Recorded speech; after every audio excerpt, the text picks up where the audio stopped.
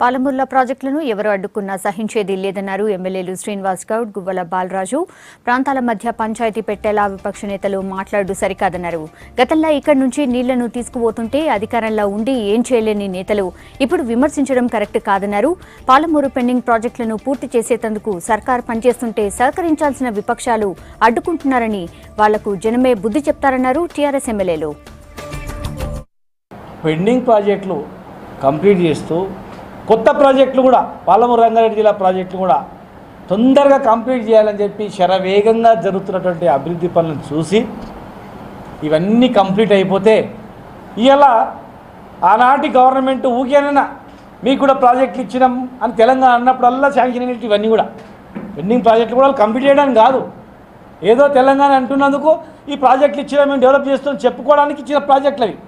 ఒకసారేమో ప్యాకేజ్ 16 షరతులు బాగాలేవంట, టెండర్ షరతులు బాగాలేవనేసినాను.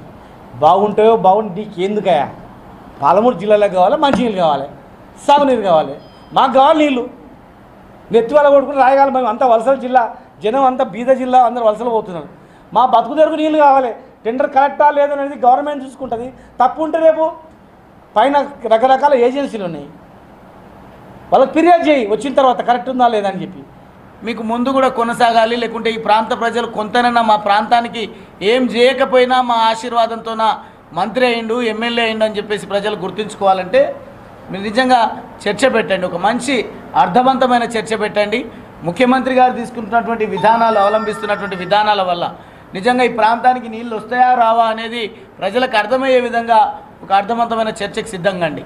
కానీ అనునిత్యం జూరాల ఎందుకు మార్చిండ్రు, అదేవిధంగా ఈ 0.5 TMCని పాలమూరు రంగారెడ్డిలో నుంచి అందిస్తున్నారు, పాలమూరును ఎడారి చేసే ప్రయత్నం చేస్తున్నారు. ఒక పక్కనేమో కొంతమంది మేధావులతోన పాలమూరు రంగారెడ్డికి ఎత్తిపోతల పథకానికి, ఒక డిండి లిఫ్ట్ ఇరిగేషన్ పథకానికి జిల్లా ప్రజాప్రతినిధులు శంకుస్థాపనలు చేస్తున్నారని. తప్పకుండా ముఖ్యమంత్రి గారు ఏ ఆదేశం ఇచ్చినా తూచా తప్పకుండా పాటిస్తాం.